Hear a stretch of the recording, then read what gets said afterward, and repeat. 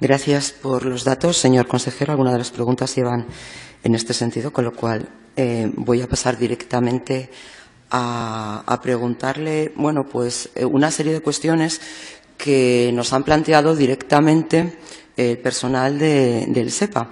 Y espero, son 3 preguntas que le voy a hacer respecto a cuánto personal fue necesario llamar a realizar horas extras para trabajar durante la actividad del Infopa a causa de los incendios de octubre y si es una práctica habitual durante todo el año para cubrir las carencias de personal de intervención en el SEPA. Sí, le va a contestar el gerente. Gracias. Sí, buenos días. Eugenio García Rodríguez, gerente del Servicio de Emergencias del Principado de Asturias. Mire usted, en condiciones normales el operativo del Servicio de Emergencias del Principado de Asturias en el área de bomberos de Asturias oscila entre unos 65 y 80 efectivos. En condiciones como las del Infopa se ha llamado a reforzar a personal y su número ha subido a los 100 efectivos. Es lo que se hace habitualmente cuando se activa un plan de emergencia de protección civil del Principado de Asturias.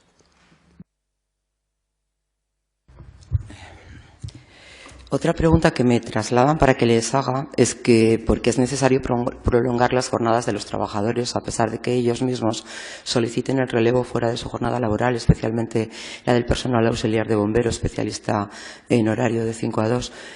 ¿No sería una medida adecuada pasar a este personal a 24 horas, disponiendo así de más efectivos las 24 horas del día?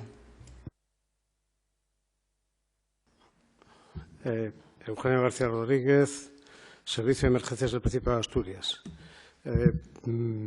Vamos a ver, mire usted, la prolongación de la jornada laboral de los auxiliares de bombero que están trabajando desde las 11:20 hasta las 22 horas de cada día es habitual cuando estamos en una situación de emergencia como es la activación de un plan de emergencia de protección civil, ya sea de incendios forestales, de transporte de mercancías peligrosas o porque afecte a una gran industria. Lo mismo en auxiliares de bomberos que en bomberos. Hace tiempo ya se dijo en esta Junta General, por algún efectivo de bomberos, que sabiendo que estaba activado un plan de emergencia de incendios forestales, ya sabía que cuando entrara de turno iba a estar trabajando 24 horas. Bueno, si están trabajando 24 horas, en el caso de los auxiliares de bomberos, no tengo la percepción de que hayan llegado a ese número de horas.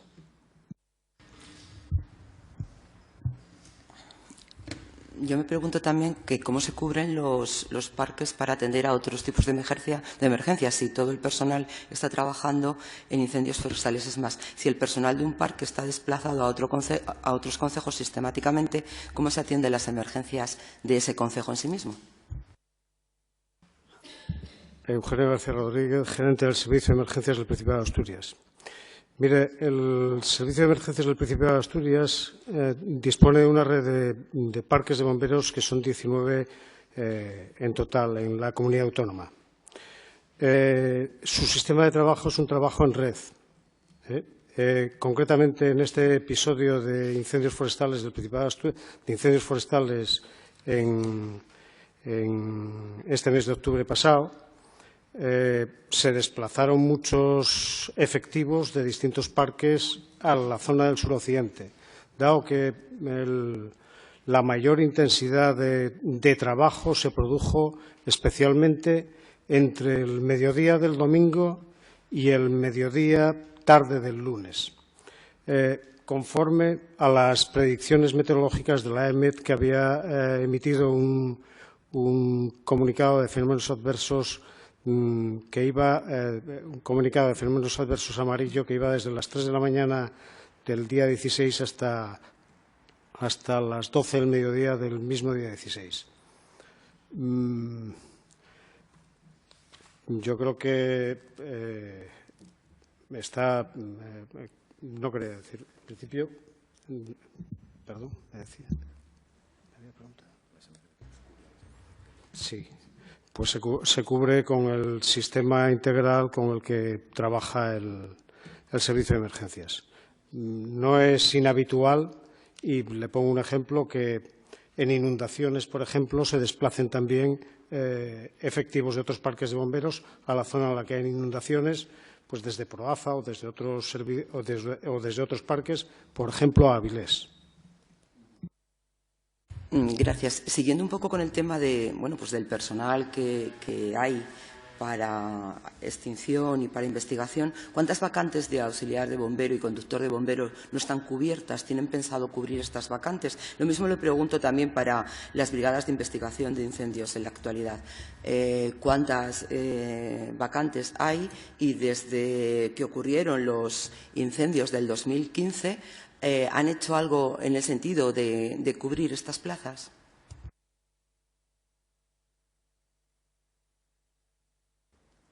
Eugenio García Rodríguez, gerente del Servicio de Emergencias del Principado de Asturias. Desde 2015 aquí se han cubierto 9 plazas de bombero conductor que han cubierto esas plazas, las han cubierto auxiliares de bombero del Servicio de Emergencias del Principado por promoción interna.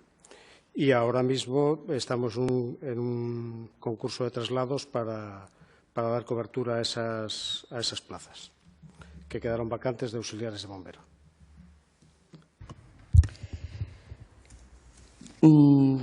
¿Nos podría informar, señor consejero, de cuál ha sido el gasto en extinción de incendio? ¿Tienen un cálculo aproximado del gasto que ha supuesto en extinción este incendio de octubre? Sí, presidenta, señoría, no, efectivamente, no tenemos todavía una relación de todos los gastos de la extinción, que además no solo corresponderían, efectivamente, a lo que usted preguntará por el Servicio de Emergencias del Principado de Asturias.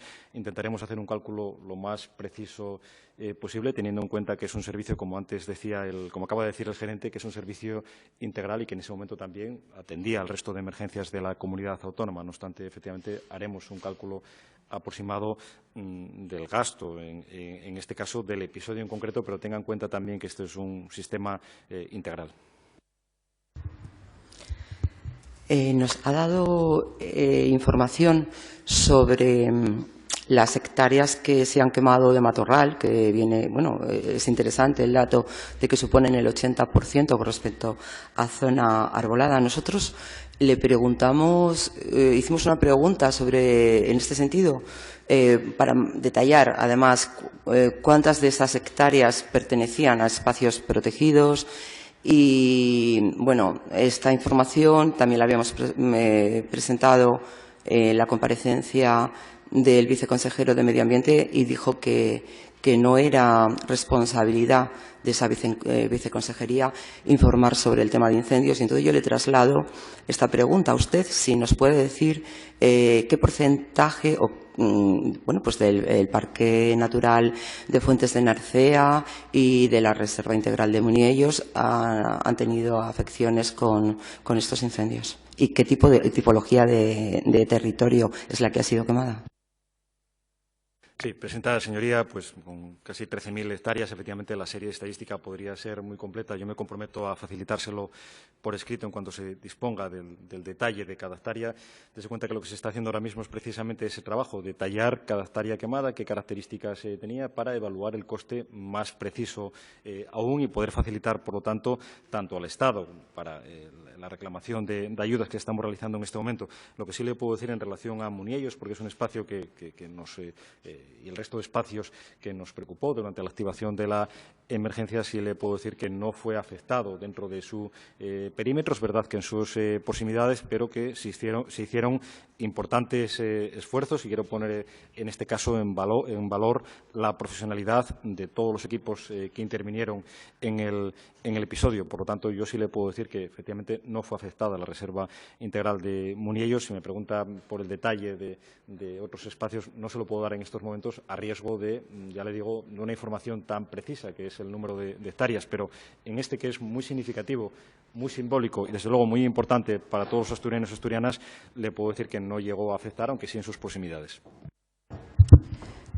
En este sentido, nosotros presentamos también, después de la primavera negra que tuvimos en el mes de abril, donde se quemaron bueno, pues otro tanto o más de hectáreas con respecto a este mes de octubre, también hicimos la misma solicitud y actualmente, a fecha de hoy, no tenemos tampoco información. Espero que sean más ágiles en dotarnos de la información adecuada sobre la tipología de la vegetación, las hectáreas quemadas, etcétera. Ante el alto riesgo de incendios, ¿había algún operativo de vigilancia preventiva para disuadir o identificar a los posibles incendiarios? ¿Tienen algún medio para la vigilancia de incendios forestales o se basan únicamente en las llamadas que hace la población al 112? Bueno, en este caso sí le puedo contestar, presentada señoría, en relación a la propia activación del Infopa, en relación a la activación de las guardias de los agentes forestales, y una vez además que se activa el Infopa, pues también hay toda una cadena que incluye también a las fuerzas y cuerpos de seguridad del Estado, al SEPRONA, a la Guardia Civil. Por lo tanto, digamos que ese es un momento de emergencia donde hay mayor vigilancia, se activan las guardias. Si usted me pregunta otro tipo de cuestiones que se podrían incluso valorar como videovigilancia o otro tipo de cuestiones, son cuestiones a valorar en un futuro, pero ya le digo que en el momento en el que se activa el Infopa por esas condiciones meteorológicas, se activan también las guardias de agentes forestales. Ante el abandono que hay en las zonas rurales de muchos territorios, ¿no considera que sería imprescindible mantener, aparte, por supuesto, de una estrategia de prevención importante, una estrategia también de vigilancia en las zonas que son recurrentes ante los incendios forestales? Sí, le va a contestar el gerente. Sí, Eugenio García Rodríguez, gerente del Servicio de Emergencias del Principado de Asturias.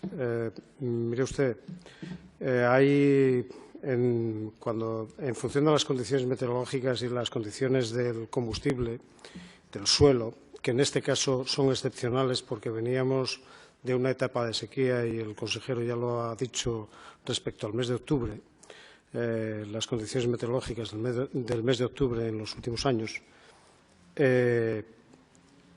La guardería del medio natural del Principado de Asturias tiene además unas guardias específicas de prevención que activa en determinadas ocasiones y que en este caso también estaban activadas, independientemente de que además, cuando en determinadas circunstancias también se puedan activar las guardias de vigilancia y extinción de la propia guardería, como ha sido el caso de este episodio.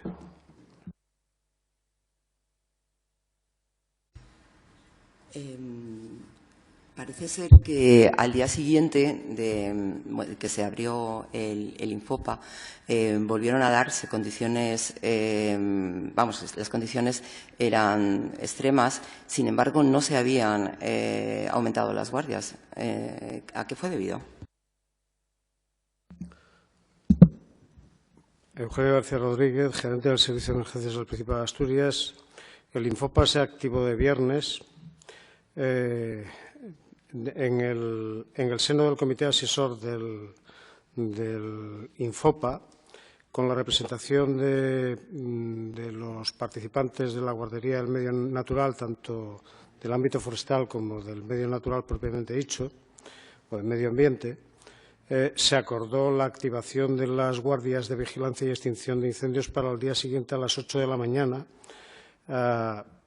para dar cobertura a la posibilidad del trabajo efectivamente de la apertura de estas guardias al día siguiente, para dar cobertura a los propios servicios a organizarlas, independientemente de que estuvieran activadas las guardias de prevención. Y además se hizo así considerando que las previsiones meteorológicas para el sábado no eran las que fueron para el domingo ni para el lunes, como así se demostró. Yo, si no les importa dar la vuelta un momentito y mirar esto, una de ellas es la información del mismo día, de la EMET, en este caso, y está del SEPA. Entonces, yo quería preguntarles cómo es posible que tengan esa descoordinación entre la Agencia Estatal de Meteorología y el Infopa y den informaciones tan diferentes sobre el peligro de incendios.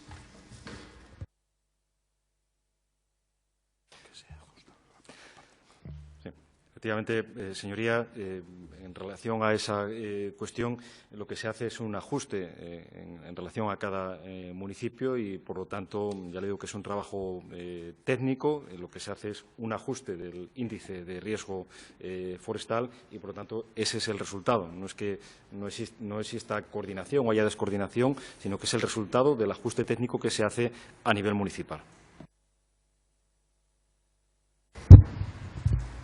Bueno, la estrategia en prevención de incendios forestales del 2013 al 2016, que ya no está en vigor, ahora ustedes hablan de una nueva estrategia y queremos saber si van a elaborar directamente los protocolos de actuación o piensan hacer como la anterior, que solamente fue un documento que realmente diferentes entidades corroboraron que no había tenido una traducción real en la aplicación del mismo. Porque cuando pregunté al viceconsejero sobre qué estrategia en prevención de incendios iban a tener en los espacios naturales, esto es un ejemplo, dijo que no era competencia de ellos y, sin embargo, en la estrategia de prevención de incendios forestales ustedes hablan de coordinación entre montes, recursos naturales y bueno, pues me extrañó muchísimo la respuesta del viceconsejero desentendiéndose de la responsabilidad que debería de tener en una estrategia conjunta.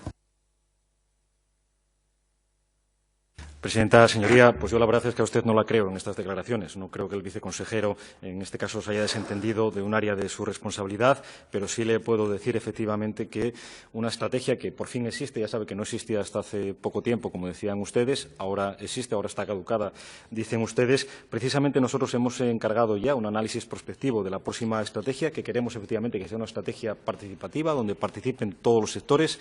Queremos que sea una estrategia, además, que incorpore las propias conclusiones de la comisión de investigación que ustedes tienen en la Junta General del Principado sobre los incendios de diciembre del año 2015 y que incorpore también estos dos episodios de incendios forestales 2015, los de esta primavera y estos también por la prevalencia de grandes incendios. Lo vamos a hacer de forma participada. Ya hemos encargado un trabajo prospectivo de la propia estrategia y, mientras tanto, no hemos estado, en este caso, parados en relación a la estrategia de prevención o a los instrumentos de coordinación. Estamos ultimando, además, la aprobación en Consejo de Gobierno del Plan de Protección Civil de Emergencias por Incendios Forestales, con importantes modificaciones.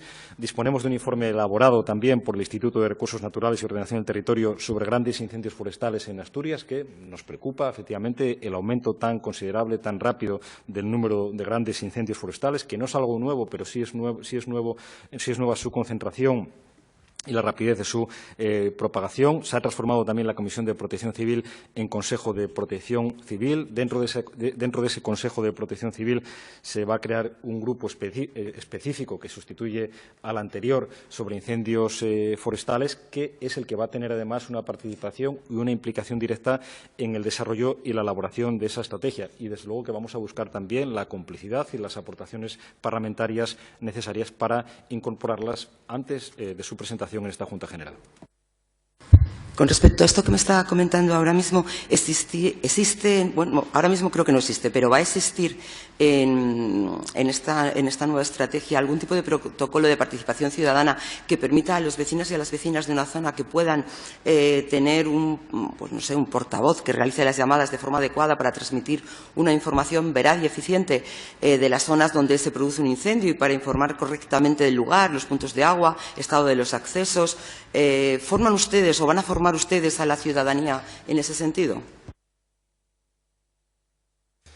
Bien, en este caso eso no irá tanto, pueden ir a alguna línea general de recomendación o de medida, pero fundamentalmente será a través del Infopa, que es el plan que moviliza todos los recursos. Y efectivamente vamos a insistir no solo en la concienciación, sino también en la necesaria movilización, si fuera el caso. Movilización, estoy hablando ahora mismo en términos de información, ante efectivamente el peligro para viviendas, el peligro para núcleos de población. Vamos a insistir efectivamente en esa parte tan importante. Probablemente más en relación a la autoprotección. Seguramente que hay equipos extraordinarios de protección civil, lo vieron ustedes en el 2015, lo vimos también ahora, la excelente profesionalidad, pero tengan en cuenta que debe ir dirigido más hacia la autoprotección, efectivamente, como usted dice, hacia la información. Durante la activación de este plan, yo destaqué antes la profesionalidad de todos los equipos que intervinieron y, efectivamente, porque se trabajó en condiciones muy difíciles, de muy escasa visibilidad, en horas nocturnas, sin apoyo aéreo en muchos casos y, por lo tanto, eso es un factor de riesgo muy importante para el personal que interviene, en muchos casos en incendios que no hay capacidad de respuesta, que no se les puede hacer frente más que en una línea de un contrafuego o una línea de defensa o para defender las propias poblaciones. Por lo tanto, efectivamente, vamos a insistir, esta estrategia tiene que insistir porque hay una cuestión que también a ustedes les preocupa y a nosotros también, es efectivamente la prevalencia o la amenaza hacia núcleos de población. Por lo tanto, habrá que hacer también, esa estrategia tendrá que contemplar también líneas de defensa de poblaciones que hasta ahora o hasta hace muy poco tiempo no se habían visto amenazadas, pero que lo vieron ustedes en Galicia, pero lo vieron también ustedes en estos últimos incendios. Va a ser necesario probablemente establecer perímetros de defensa, va a ser necesario establecer medidas extraordinarias en este ámbito y para eso, efectivamente, es necesaria una mayor implicación de la población, de los vecinos y vecinas, de los voluntarios de protección civil. Y dicho por otra parte, tenemos que decir que han sido en todo momento cooperadores, colaboradores y muy comprensivos, incluso en momentos en los que tenían graves pérdidas. Y imagínese usted, usted lo conocerá además, cuando alguien tiene en riesgo sus propiedades o tiene en riesgo su propia casa, en todo momento la serenidad fue la tónica dominante y ya le digo que incluso los propios desalojos se hicieron sin ningún tipo de problema. Por aclarar, nosotros realmente consideramos que el servicio tiene que ser completamente profesional.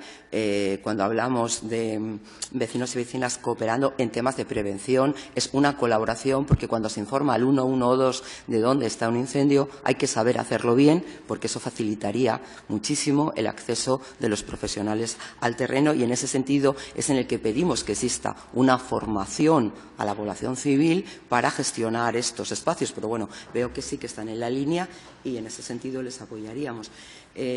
Por otra parte, nos está preocupando como en prensa, no sé, y también en la pregunta que le hicieron en el anterior pleno, no le vemos muy ilusionado con la posibilidad de que puedan darse las ayudas, ¿no? ¿Cuáles son los requisitos tan complejos que tienen que cumplir una comunidad para poder acceder al pago de las ayudas permanentes de protección civil? En lo que va de año se quemaron en Asturias 27.000 hectáreas, 13.000 en octubre, pero las otras 14.000 prácticamente fueron en la primavera, tras la entrada en vigor de la Ley de Montes. ¿Tiene algo que ver que el Ministerio solicitara al Gobierno que cambiara la Ley de Montes en relación a la protección de la cubierta vegetal tras un incendio para que no se recibieran ayudas por los incendios en primavera? ¿Se solicitaron en primavera estas ayudas?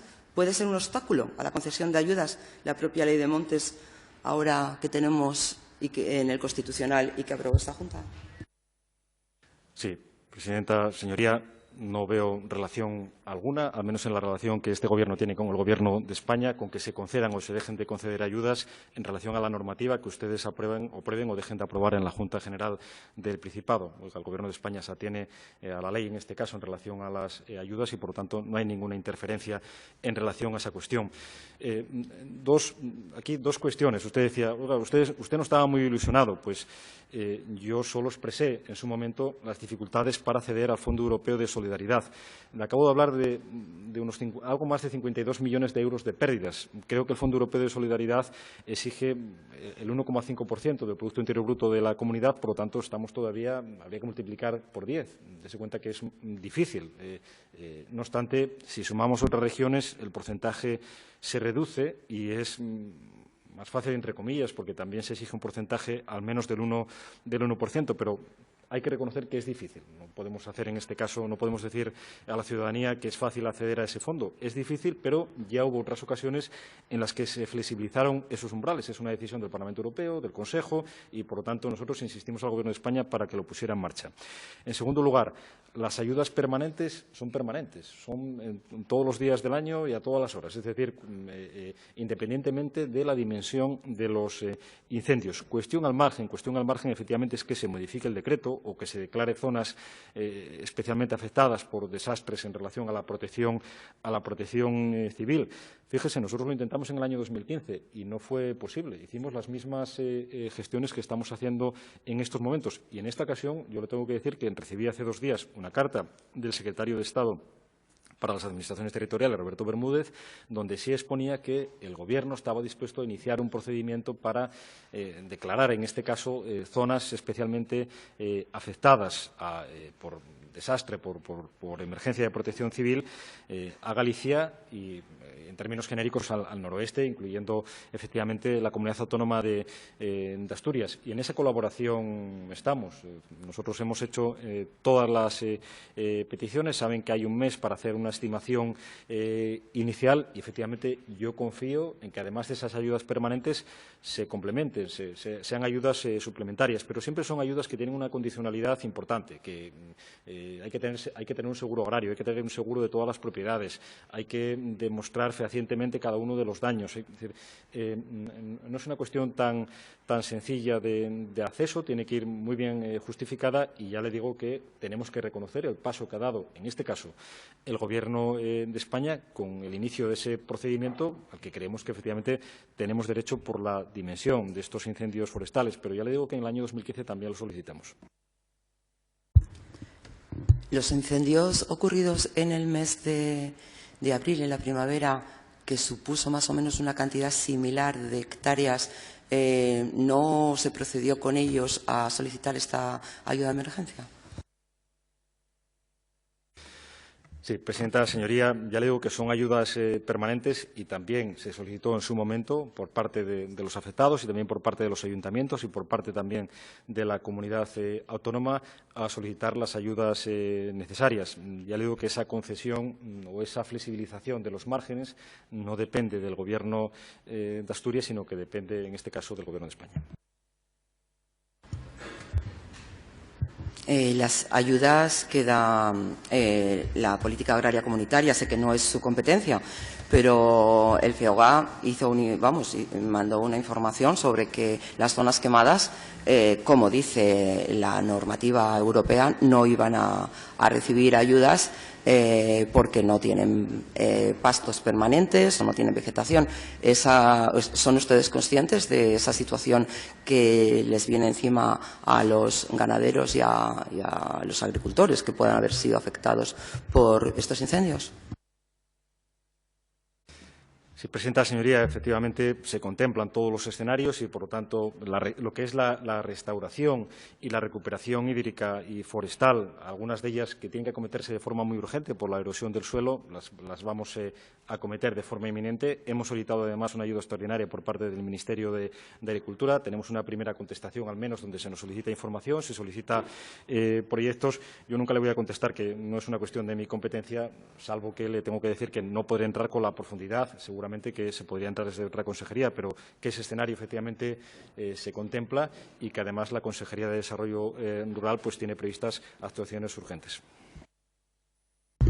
¿Cuáles son las justificaciones para que las BRIPAs dependan ahora del SEPA? ¿En qué gana la investigación de incendios? ¿Se aporta la información desde otras entidades, como, por ejemplo, perímetros recorridos desde helicóptero, fotografías aéreas, etcétera, para que puedan facilitar la labor al personal de las BRIPAs?